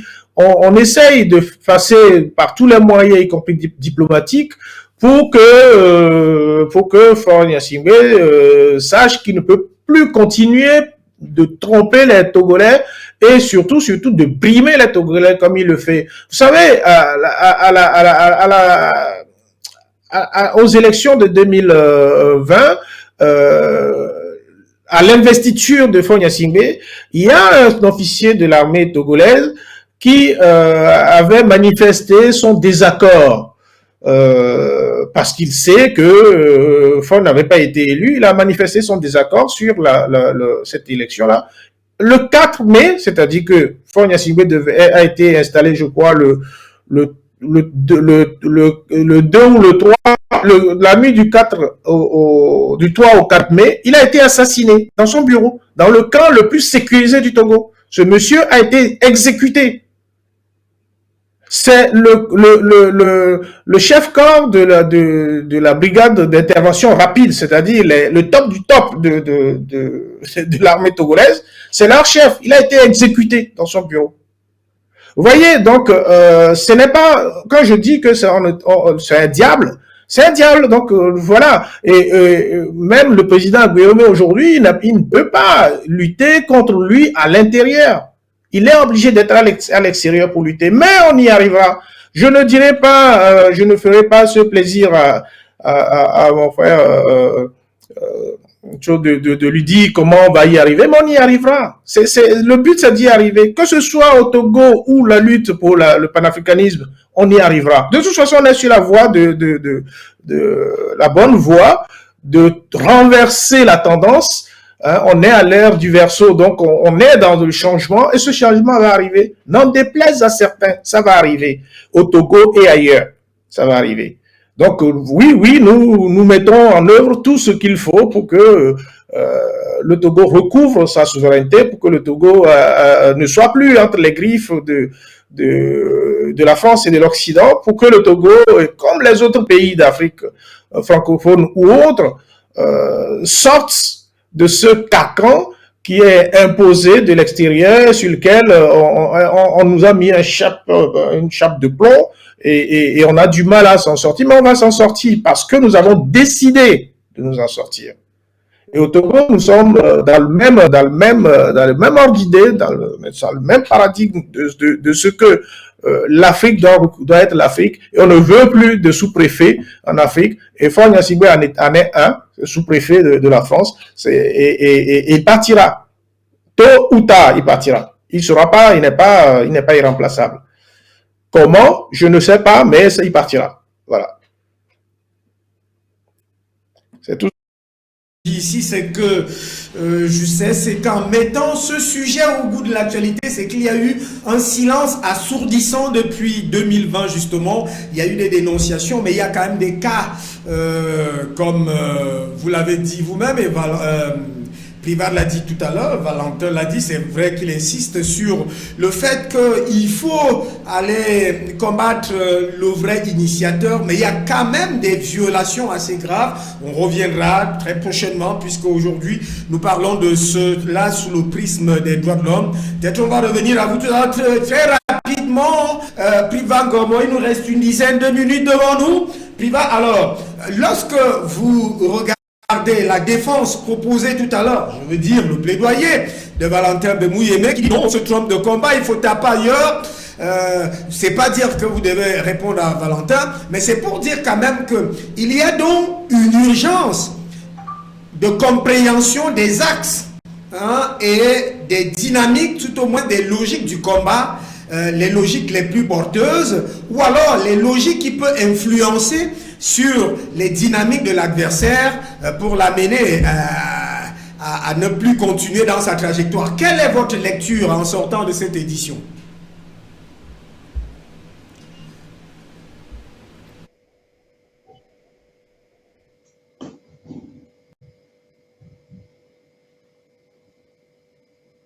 Privat, est-ce que Privat est avec nous? Oui, je suis avec vous, mais je n'ai pas entendu la question. La parole était très, très hachée. Mais sinon, je suis avec vous. La question ne s'entend pas. Donc, reprenez la question. La question de savoir, est-ce qu'aujourd'hui, vous avez les capacités, les dynamiques, les actions qui, en réalité, je vais être simple là-dessus, peuvent influencer ou tout au moins obliger l'ennemi? Si tel est que Valentin pense qu'il ne faut pas se tromper de combat, il faut taper sur l'initiateur lui-même.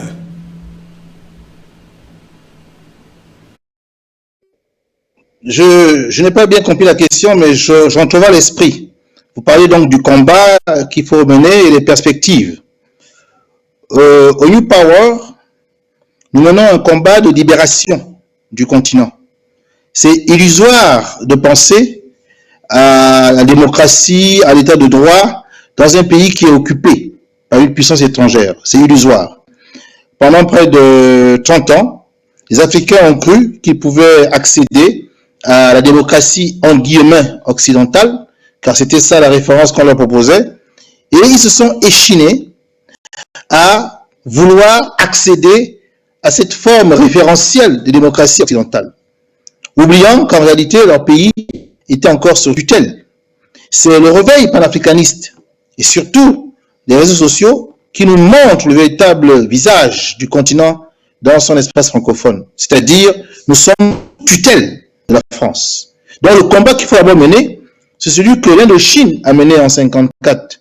C'est celui que l'Algérie a mené en 1955 jusqu'en 1962. C'est ce combat-là qu'il faut mener. Il faut qu'on se libère les griffes africaines. Le premier combat, ça suppose que nous dégagions à la tête de nos États les valets occidentaux qui font la politique que à l'époque le gouverneur colonial faisait. Sauf qu'aujourd'hui, le gouverneur est d'impôt local. Donc d'abord ce travail-là. Et pour le réussir, il nous faut être unis. On ne pourra pas, chacun dans son pays, affronter une pieuvre comme la France-Afrique qui a tous ses tentacules dans l'espace continental africain francophone. On ne pourra pas tout seul. Le Gabon, 200 000 habitants. La France, 68 millions. Vous faites le poids? Non. Le Cameroun, environ, je crois, 20 ou 30 millions d'habitants face à la France, qui fait plus du double. Le Cameroun peut-il tout seul? Non. Le Centrafrique, 5 millions. Le Congo-Brazzaville, 5 millions. Donc, quand vous prenez chacun des pays, aucun ne fait le poids face à la France, qui pèse, rien que par sa démographie. Mais unissez toutes les forces d'Afrique francophone, que ce soit l'Afrique centrale ou l'Afrique de l'Ouest. Vous verrez que là, on avoisine déjà les 250 à 300 millions d'habitants. 300 millions, c'est bien supérieur à la population française qui est 1 million. Donc, on comprend que c'est dans l'unité des forces que nous allons pouvoir affronter un adversaire commun. Et l'instrument qui nous permet de nous unir, c'est le panafricanisme. Et il faut aujourd'hui saluer tous ceux qui œuvrent pour que cette idéologie panafricaniste qui a été longtemps moquée par ceux qui avaient pris conscience qu'elle serait dangereuse, et bien que cette idéologie-là, elle soit de plus en plus acceptée et comprise de la part des masses populaires. Et là, je rejoins vraiment Valentin qui disait qu'au début, c'était une affaire d'élite. Il faut que l'information ruisselle depuis le haut de la pyramide vers la base. L'élite étant le haut de la pyramide et la base étant le peuple. Donc, il faut que ces idées-là maintenant soient acceptées par l'ensemble des populations africaines et que ces populations comprennent que le est contre l'adversaire. C'est cela la perspective que nous donnons à court, moyen terme. À long terme, c'est l'État fédéral continental qu'il nous faut bâtir, inéluctablement. Si l'Afrique veut exister, veut peser dans un monde multipolaire qui est en devenir, nous pourrons le faire qu'en étant unis, en ayant un État fédéral continental pour peser. Et cela est possible. Car l'Afrique est une, et les Africains, sortis d'une matrice culturelle et civilisationnelle, qui est également une, c'est-à-dire la matrice négro-africaine pharaonique. Donc, si nous avons la possibilité de nous débarrasser des valets coloniaux, néocoloniaux, eh bien, il nous faut maintenant nous inscrire dans un processus de fédération du continent, afin qu'il n'y ait qu'un seul chef d'État qui représente le continent, une seule capitale fédérale et un seul peuple, désormais, qui va défendre les Africains, non seulement sur le continent, mais également dans le monde entier. L'Afrique se fera respecter. Quand elle va réussir à donner sa voix, à donner de la voix sur des questions importantes, et qu'on va respecter, eh bien, on se gardera désormais de s'en prendre à ses ressortissants, quelle que soit la partie du monde où ils vivent. Mais tant qu'on sera méprisé, tant qu'on sera moqué, tant qu'on nous traitera avec condescendance, eh bien, tous les ressortissants d'Afrique, où qu'ils soient, seront moqués, seront méprisés, seront traités avec condescendance. Donc nous avons cette mission de faire le travail, mais pas que les Africains du continent, les Africains aussi de la diaspora. Et c'est ça que les réseaux sociaux, ce genre d'émissions, nous permettent vraiment d'avancer ensemble et de manière collective.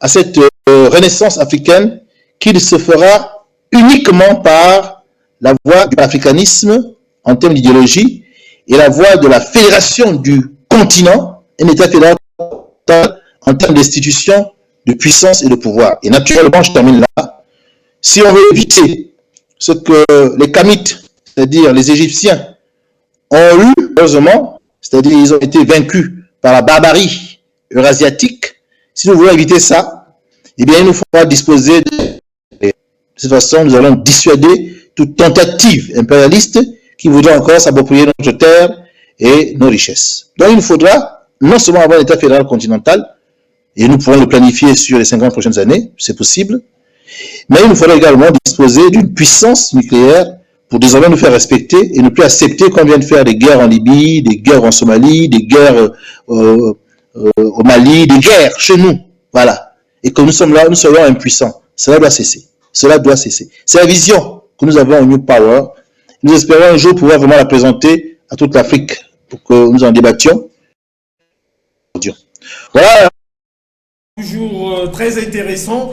Je rappelle que on va donner le mot de fin tout à l'heure à Maître Alexis Iyou, lorsqu'on sait que malgré ce qui a été dit par Valentin Bemuyeme, les éléments qu'il faut verser en termes d'information, c'est que le docteur Agboyeme Kodjo est désormais le promoteur de la plateforme panafricaniste de souveraineté.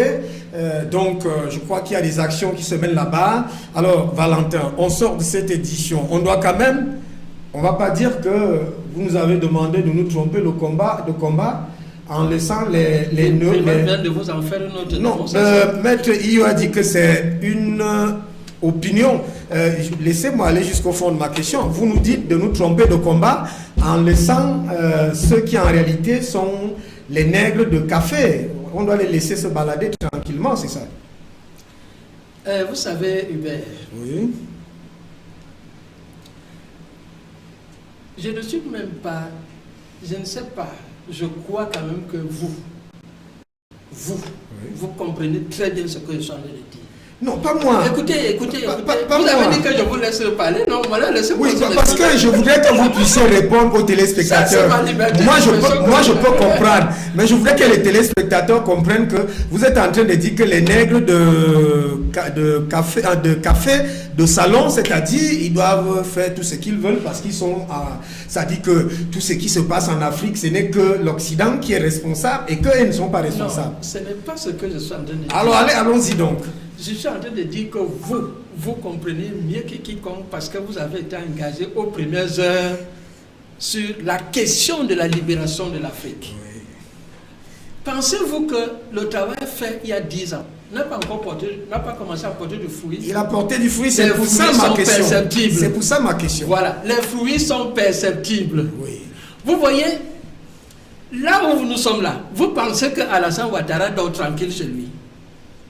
Bon, vous pensez que tous ces gens qui ont décidé de se coucher et que l'Occident marche sur eux et sur les peuples africains, vous pensez qu'ils ont le sommeil tranquille? Mais vous avez suivi Alassane Draman Ouattara à l'Organisation des Nations Unies qui donnait même des conseils au Mali. Heureusement, Maïga est venu dire qu'il est un genre de chameau qui se moque du dromadaire. Je ne sais pas, quelque chose comme ça, qui s'est trouvé lui-même. Mais moi, ma question reste, est-ce que Alassane Draman Ouattara, c'est quand même le sommet d'un certain nombre de choses. Mais est-ce que vous pensez aujourd'hui, il y a les mentalités, il y a les comportements, il y a des agirs. On doit laisser les gens agir ainsi et rejeter tout à l'Occident, à la France, sans reformer ces mentalités et ces manières d'agir?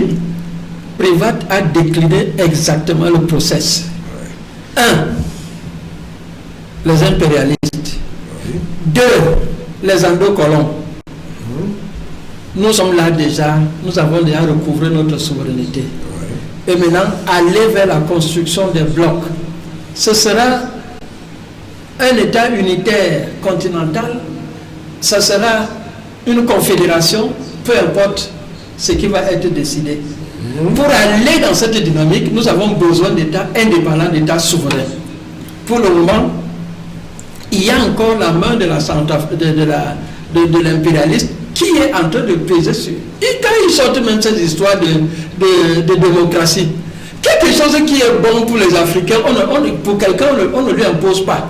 Je suis posé la question, pourquoi est-ce qu'ils n'imposent pas le développement? Pourquoi ils imposent une démocratie majoritaire dont nos aînés avaient déjà fait le constat de l'échec en 1980. Vous vous souvenez du colloque de Dakar, présidé par Joseph Kizerbo. Mais vous vous souvenez aussi du discours de la Bonne, François? Justement, pourquoi est-ce que la démocratie, le développement conditionné à cette voilà. Pourquoi est-ce que ça devient donc conditionné? Parce qu'ils voyaient en cela une ouverture pour faire la même mise des États qui commençaient déjà à essayer de prendre du volume. C'est pour cela qu'ils nous ont imposé ça. Pourquoi est-ce qu'ils n'imposent pas le développement? Pourquoi est-ce qu'ils font tout? Ils ont dit que même les enseignements sur l'économie dans les universités ne visent qu'un seul objectif, empêcher le développement de l'Afrique. Pourquoi est-ce qu'ils n'imposent pas que non? Réduisez le chômage, créez des emplois dans vos pays pour que vos jeunes ne prennent plus les bateaux de fortune pour mourir en mer. Pourquoi on nous impose les LGBT? Ce sont nos valeurs. Pourquoi est-ce que ce qui est nôtre, ils veulent nous enlever pour nous imposer des choses parce qu'ils savent que ça va créer des situations là. Or, ça dit qu'on met nos chefs d'État entre le marteau et la plume. Ils sont liés par les accords lyonnais, ils sont liés par les dispositions de la charte de l'impérialisme. Et maintenant, on va faire croire au peuple que, écoutez, vous souffrez à cause de votre chef d'État. Macron l'a dit devant notre, comment il s'appelle, celui qui est parti du Burkina Faso, là, Roch Christian Kaboré. Vous voyez, il faut qu'on soit conséquent. Et je dis, notre combat va revenir dimanche souveraineté. Lorsque ça va être les endocolons eux-mêmes vont commencer à se ranger. Voilà maintenant qu'on dit qu'on ne va plus donner les visas aux ressortissants camerounais. Qu'est-ce que en sont les conséquences? Pendant que nous sommes distraits, vous avez un général que nous a envoyé comme ambassadeur. Vous savez ce qu'il est venu faire? Alors il faut être vigilant. Pour que, quand on parle d'un pays comme le Gabon, vous êtes sous tutelle avec l'arme pointée sur vous, la base militaire. Qu'est-ce qu'elle fait? Ça, c'est des choses comme ça qu'on doit dégager. On dit, ok, si vous n'aviez pas de travailler parce qu'il y avait des bases militaires de vous. Maintenant, vous êtes libérés. Travaillez pour le continent. Celui qui ne travaille pas sera balayé. Et nous devons nous mettre dans la posture. Vous devez donc dire dans la question des visas que, attendez, comme c'est refusé, investissez ici. Non, oui, mais il y a quelqu'un qui a dit, mais ça fait des économies pour le pays. Donc c'est très bien, c'est très bien. On a tout senti. L'autre volet de l'histoire, c'est que nous devons reprendre, c'est ça, reprendre notre initiative historique. Et c'est aussi ça, lorsque nous aurons fait des progrès, nous avons l'obligation de domestiquer nos institutions, être le possesseur de notre monnaie, garantie par nos richesses qui sont enviables et enviées partout dans le monde. C'est de ça qu'il s'agit. Ce n'est pas le petit combat d'hommes. Ça, c'est merci. En tout cas, moi, j'ai pas envie de voir le combat d'hommes ici. J'ai envie de voir le combat de structure. D'ailleurs, c'est ce que le système et de vision du monde, c'est ce que Maître Iyou, Alexis, défend depuis. Alors, Maître, on sort de cette édition. Vous êtes quand même celui-là qui parle ici en lieu et place du président. De l'un des promoteurs de la plateforme de souveraineté, la plateforme panafricaniste de souveraineté, et qui aujourd'hui s'inscrit aussi dans cette optique de ce qu'il va falloir que l'Afrique prenne le panafricanisme comme élément de base pour parvenir à la souveraineté. On sort avec vous. Quel est le message qui est porté par vous dans la lutte que vous menez dans ce cadre du panafricanisme? Oui, merci. Alors, moi, je dirais deux mots. Je crois que notre frère Privat a déjà tout dit. Ce qui nous amène à nous investir de façon plus ardue et à jamais déterminée dans le panafricanisme, c'est que nous nous sommes rendus compte que tant que nous ne serons pas unis, tant que nous ne serons pas un, et qu'on nous restera morcelés, Togo, Cameroun, Gabon, Nigeria, tout ce que vous voulez, on n'y arrivera pas. Donc, il faut effectivement que nous nous réinventons, que nous sortons de cette balkanisation qui a été faite uniquement pour pouvoir mieux nous dominer. On le sait aujourd'hui, on le savait déjà, mais on n'avait pas tous les moyens et toutes les clés pour pouvoir ouvrir les bonnes portes. Aujourd'hui, on le sait, heureusement que les actions que les uns et les autres mènent sont beaucoup plus mûries, mieux orientées, plus déterminées que ce qu'ont fait nos aînés dans les années 50, on parlait des Senghor, des temps de Senghor, de Houphouët, qui n'ont jamais rien fait d'autre que d'asseoir, de permettre à l'Occident de s'asseoir au mieux en Afrique. Donc, notre message aux Africains et aux Togolais en particulier et aux Africains en général, c'est de prendre réellement conscience de notre valeur, de ce que nous sommes, de ce que nous voulons pour notre continent, et de se dire que on ne va plus jamais se laisser marcher sur les pieds. Nous connaissons les richesses que nous avons, que ce soit intellectuelles, matérielles ou spirituelles. Et ces fondements-là que nous avons, on peut les faire mûrir chez nous, on peut les faire grandir, on peut les dompter, on peut faire tout chez nous. Parce que, en réalité, même les Occidentaux, leur base, c'est en Afrique. Pourquoi l'Afrique fait tant de convoitises? Parce que l'Afrique, c'est le berceau, c'est le centre du monde. Et ils ont toujours dit, leurs grands ont toujours dit, qui maîtrise l'Afrique maîtrise le monde. C'est une réalité, effectivement. Qui maîtrise l'Afrique maîtrisera le monde. Mais désormais, ce sera les Africains qui vont maîtriser l'Afrique. Et donc, c'est ce message-là que je veux passer à tous les Africains en disant, ne vous laissez plus berner, ne vous laissez plus embrigader dans des idéologies futiles qui font croire que nous sommes meilleurs aux autres, qui font croire que on n'a pas la même capacité. Oui, c'est ce qu'on a toujours fait croire à certains parmi nous, et c'est ceux-là on nous met d'État généralement pour mieux nous dominer. Moi, j'ai toujours dit aux gens, si nous avons des ingénieurs, nous avons des avocats, des pharmaciens, des médecins, de grands chercheurs africains, comme les Européens, ça veut dire qu'on peut faire les mêmes choses que ce que les gens font ici. Et on peut faire beaucoup mieux d'ailleurs parce que nous sommes le centre du monde, nous sommes le centre de l'humanité et nous sommes l'essence même de l'humain. Donc, il n'y a aucune raison pour que nous n'arrivons pas à faire bâtir notre Afrique comme cela devrait être et non pas comme cela est aujourd'hui. Voilà ce que j'ai à dire aux uns et aux autres. Et j'espère que mes frères africains partageront avec nous ce que nous avons dit ce soir. Merci à vous, merci à tous ceux qui étaient sur le panel pour débattre avec nous.